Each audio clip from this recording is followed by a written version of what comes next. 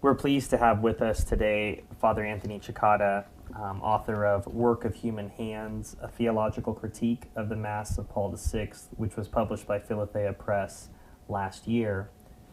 And we wanted to start talking about the book with Father today by asking, Father, where did you first encounter the new Mass? And tell us a little bit about your upbringing and what the context was for you to encounter it. For people like myself, who grew up after the council, we only ever knew the Novus Ordo growing up, so we didn't have a basis of comparison, but you clearly did. And tell us a little bit about how that informed you. Well, I was a pre-Vatican II baby boomer, and I was raised in the 50s, went to Catholic school in Milwaukee, the 50s and early 60s. And there I experienced the glories of the pre-Vatican II Church, how strong the Church was, and how respected the Church was, and got a very good formation in the school that I went to in understanding of the Mass. We had a high Mass every day. As children, we sang the high Mass, we learned Gregorian chant. I was an altar server, and all of those things brought me really to love and to understand what we would now call the traditional Latin Mass. When I was in 8th grade, I decided that I wanted to go to the minor seminary and to prepare for the priesthood. Just about that time, in approximately 1964, 1965, the changes were starting to be introduced in the liturgy of the Church after the Second Vatican Council. I had a hesitation about them as a child. I remember even in 8th grade, they struck me as a little bit strange and slightly disrespectful, I suppose. I entered the minor seminary and saw all of the different Vatican II changes unfold bit by bit until the new Mass was finally introduced in 1969. So give us some sense of that time period, Father. Was that around 64 to 69? It was 1965, approximately 1965 to 1969. 69 was when I graduated from high school. So progressively, as I was in high school, I was seeing these different changes occur. So as you're watching this and finally the new Mass gets introduced, when did you first see it? And it's sort of the famous question, do you remember where you were when you first saw Novus Ordo Mass? Well, I was an organist at St. Rita's Church in Milwaukee from 1969 to 1970. The new Mass came out in 1969 and was introduced in English, translated into English in 1970. And the first time I saw it celebrated was on Palm Sunday in 1970. I was quite surprised by what I saw because growing up in the time I did, I was quite aware of the different liturgical abuses that were being perpetrated. Different group masses, very casual treatment of the Blessed Sacrament, and many of these things that I complained about as abuses that I thought were problems, I saw eventually introduced into the new Mass. For instance, the handshaking, the sign of peace.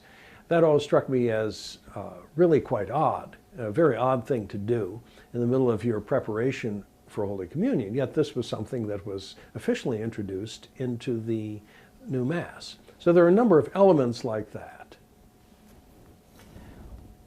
I just heard on NPR a few weeks ago a story about the new changes, and they were reflecting that oddly enough, some of the old people weren't excited about the changes of changing some of the English Mass's words to "and with your spirit" and that sort of thing. And I'm thinking, as you're talking, there must have been some rumblings in the church you were attending that, there's going to be a change, etc. And there's some parallels in, people saying, I don't want this to change, except maybe back then the old people were saying that they didn't want it to change, and it did, and now the old people want to keep it.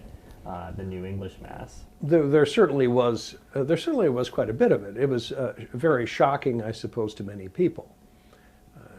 I mean, if I, as a relatively young person, was shocked by these changes, certainly there are many old people who were as well. Among them were many converts. The reaction that you would get from people like this was, well, I went to a Protestant service before in the vernacular, and now the Mass is becoming Protestantized, and I don't like it. I didn't become a Catholic to see this happen. I've seen some correspondence from Yves Lenoir on this point to one of the bishops. In fact, I think the last either letter or entry in his diary that he wrote before he died was about his experience with some of the post-Vatican II liturgical changes. Yes. Yeah. So here we are again, 40-some years later from your very first experience, and the Mass is changing yet again. Mm-hmm. Reflecting back to what you said about something being fixed, you found it shocking. Did you have any, obviously we see behind that there you have a few books, one or two. Mm-hmm. So this must have started at an early age to do research. One of the things that I think has been very valuable in our correspondence and the times I've gotten to know you is you and Bishop Dolan like the phrase, look it up, mm-hmm. As an actual practice. Okay. So where did you start to look it up? Because obviously there weren't any resources on the new Mass in 1970 other than probably a copy of the Missal. Well, precisely. As regards the copy of the Missal itself, when the new Mass was promulgated, I tried to get a copy right away of the official text, of the official version of it.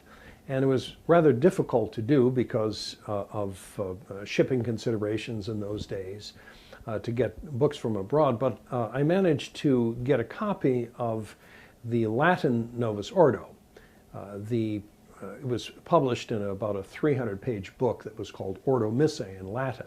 I remember driving all the way across town to pick this thing up when it arrived, figuring that this was really going to give me, the lowdown on what was going on, and that I was sure the Holy Father, really fixed all these terrible liberals by this new Mass that he promulgated. Well, I was quite disappointed, because even the Latin version of it I found quite disappointing. Do you remember what it was that you found disappointing about it? I mean, we can start going here into all of the changes, but were there one or two things that particularly struck you when the very first time you looked at it? Well, one of the things was that there are so many options that you were free to do this, that, or the other thing. And I had seen this sort of mentality used at the seminary and in more liberal parishes as a way to introduce false ideas that undercut Catholic doctrine and Catholic teaching. So there are endless options. I talk about it actually in my book a little bit as a deregulated liturgy. And that's one of the major problems of the Novus Ordo. But there was something I noticed right away at the beginning. And then some of the strange Latin in the general instruction, in the rubrics, in the introductory part of the new Mass. How it talked about the Mass, it seemed in different terms from the way that we understood it as a sacrifice. So this was unnerving. Even though I hadn't read any traditionalist literature at that point. But incidentally, very soon thereafter, I read the translation of the Ottaviani intervention, which was published in Triumph magazine in the United States. And what did you think of that? Well, I thought that it was on target, that it hit a lot of the points, a lot of the difficulties that I saw with the new Mass. And I was very sympathetic to that, to the objections that made, and to the objections that the different commentators on the Ottaviani intervention made. Now, Father, you mentioned Triumph magazine. Back in this time, there's no such thing as a traditional Catholic movement. It was just Catholicism, and probably this started to be a holdout movement. Yes. So for those who don't know, Triumph magazine, would that have been similar to something like The Wanderer today? It was a not quite like The Wanderer. It was a magazine that was issued every month, and it was William Buckley's brother-in-law, Brent Brazell, who wrote it, who was the editor of the magazine. And it had a number of very good articles every month that spoke about some of the difficulties with the doctrinal difficulties with the post-Vatican II changes. It had a very high level of writing, as I recall, in it. So this would have been the beginning of, you could argue, the conservative Novus Ordo time, since there wasn't a traditional Catholic movement per se at the time. That's where you were, and you had, when you first started to see this change, you probably were in that camp. Well, yes, I was very sympathetic to it, and there were a number of us at the seminary who were very sympathetic to that, who saw the problems with the liturgical changes. So, Father, you're obviously coming from a position of knowing what was the right thing, what had always been the tradition, and then seeing something new and being confused. For those of us who never had the traditional Mass, you always have an aha moment. We know that the Mass, perhaps there's a vague sense that the new Mass isn't as reverent as it could be, or we see it dressed up with Latin, we think this is really great, but then we get exposed to even a low traditional Mass, and we realize it's a completely different ballgame.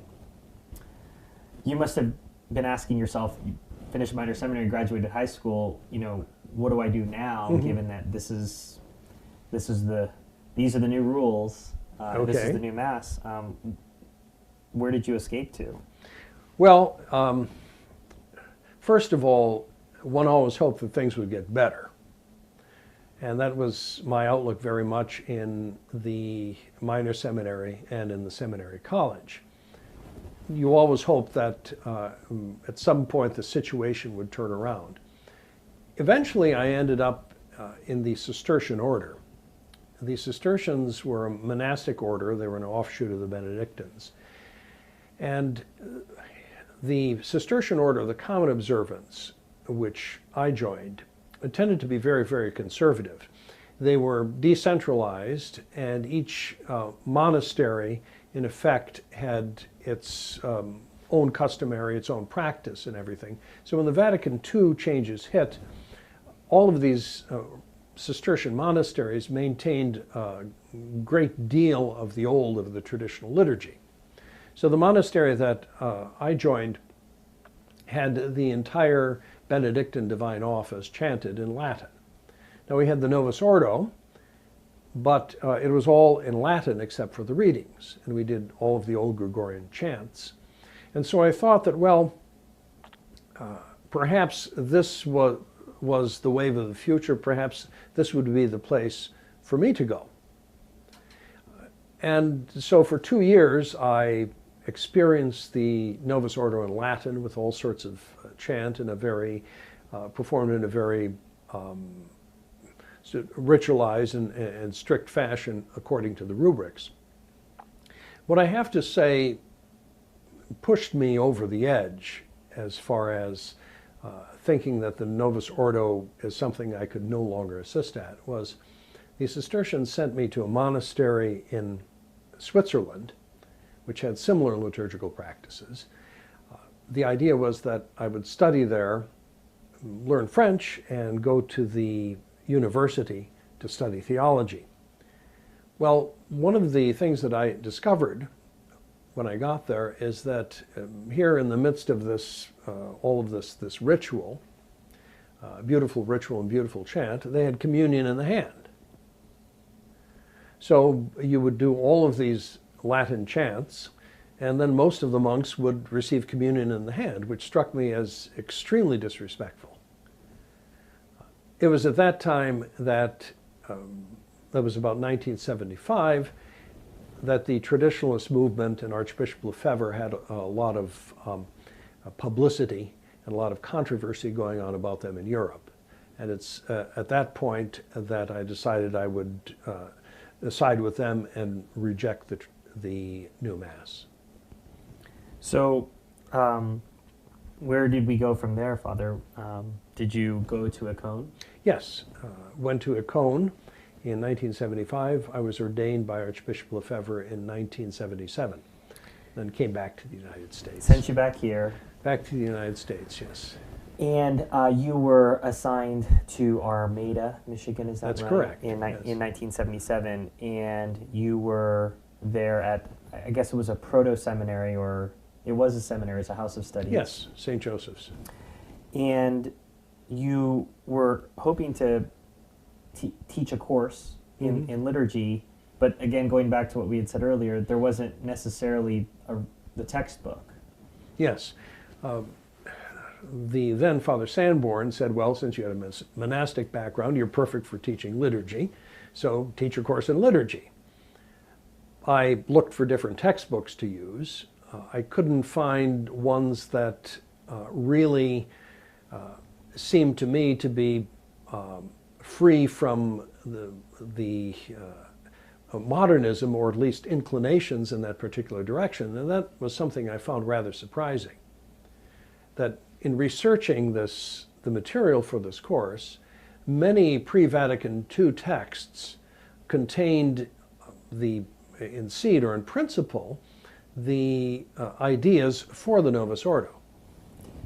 And that's where this book began. Yes. Also, I wanted to give my seminarians some sort of a overview or general conspectus of the difficulties with the liturgical reform. Obviously, they're in a traditionalist seminary, and they should have some sort of a global view of what the difficulties are with the post-Vatican II liturgical reform. I really couldn't find a book to use that I thought did this adequately.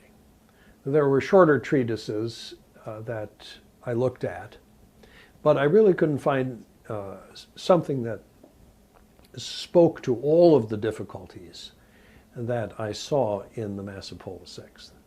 And there were, you mentioned there were some other titles. They weren't all out in 1977, but we have The Great Sacrilege, Patrick Henry Olmore's books, Pope Paul's New Mass. And I think Pope Paul's New Mass is probably what most consider, I think prior to your book's release, most people would have considered it sort of the definitive book within their own scope on the New Mass. And for those who have that as their context, how would you differentiate your book from what Michael Davies did?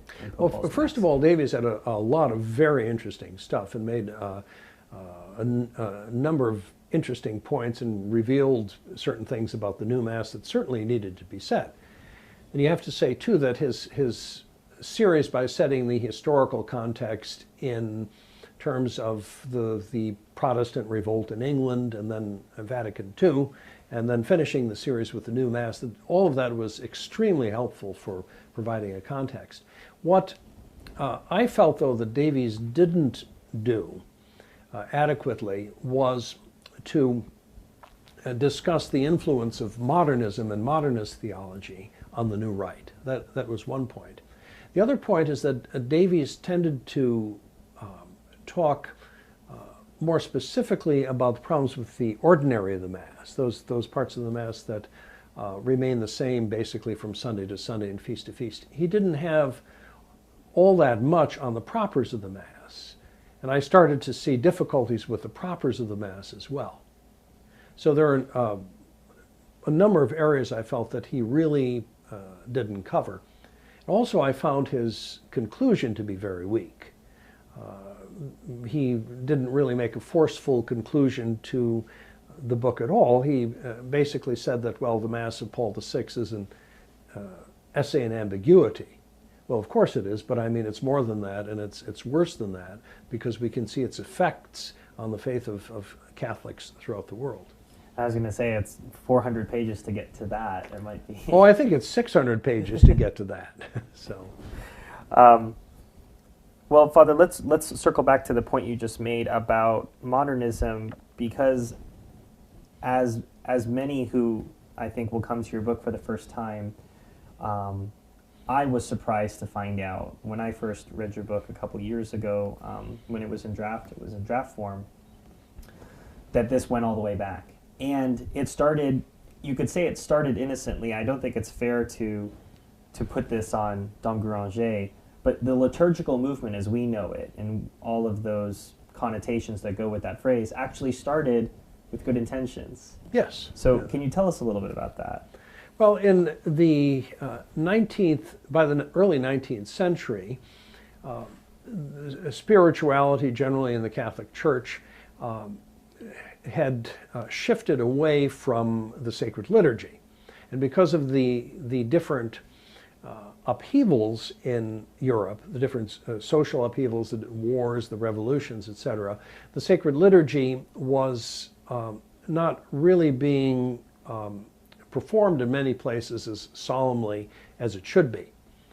In France, there was the great figure of Dom Prosper Guéranger, who was a monk of Salem, or rather who was the founder of Salem, and he refounded the Benedictine order in France after the Revolution. And he made one of the elements of his congregation's apostolate to be the correct performance of the sacred liturgy.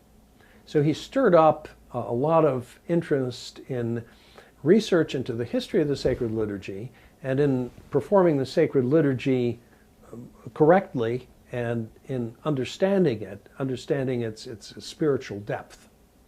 So this spread as a result of the work of Dom Guéranger, and he was the great figure certainly from that century, and it bore much excellent fruit in the restoration of liturgical texts, in the restoration certainly of Gregorian chant, in the interest that many Catholics started to take in performing the sacred liturgy correctly and solemnly. So that's the inheritance that Dom Guéranger gave to the Church.